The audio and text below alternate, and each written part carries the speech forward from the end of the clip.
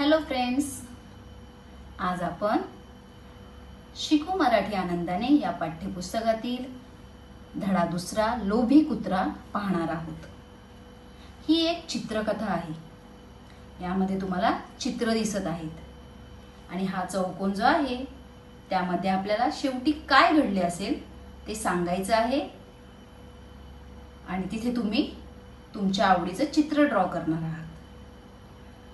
तर लोभी म्हणजेच द ग्रीडी आणि कुत्रा म्हणजे डॉग, द ग्रीडी डॉग। पहा आता या चित्रामध्ये तुम्हाला काय दिसत आहे? बरोबर, एक कुत्रा एका गावात चालला आहे, म्हणजेच once there was a dog. आता या चित्रामध्ये त्या कुत्र्याच्या तोंडात एक भाकरीचा तुकडा दिसत आहे, म्हणजेच त्याला एक भाकरीचा तुकडा सापडला आहे। He found a piece of bread and happily held it in his mouth.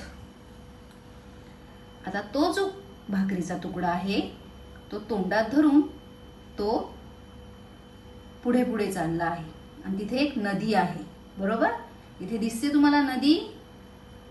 Yes, he walk towards a river and started crossing a wooden bridge।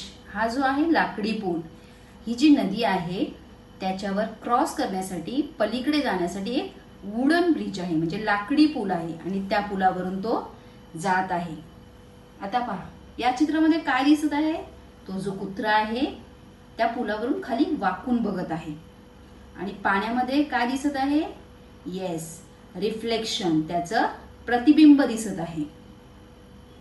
म्हणजेच as he looked into the water he saw his own reflection।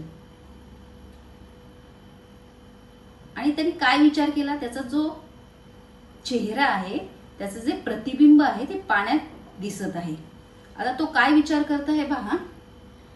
he thought it was another dog with a piece of bread। त्याने काय विचार केला? तो दुसरा कुत्रा आहे, त्याच्या तोंडात पण काय आहे? भाकरीचा तुकडा आहे। Being greedy, he wanted to take that bread too। तो थोडासा आता लोभी झालेला आहे आणि त्याला तो भाकरीचा तुकडा तो सुद्धा त्याला हवा आहे। He barked at the other dog as soon as he opened his mouth the bread fell into the river and floated away। The dog lost the bread he already had। म्हणजे तो काय झालाय? लोभी झाल्यामुळे त्याला तो ब्रेड पण पाहिजे होता, तो भाकरीचा तुकडा पण पाहिजे होता, म्हणून त्याने भुंकण्यासाठी जसं तोंड उघडलं त्याच्या तोंडातील भाकरीचा तुकडा खाली पडला आणि तो पाण्यात वाहून गेला। म्हणजे त्याला स्वतःचा पण भाकरीचा तुकडा मिळाला नाही आणि दुसरा पण नाही, जो त्याच्याकडे होता तो सुद्धा त्यांनी गमावला।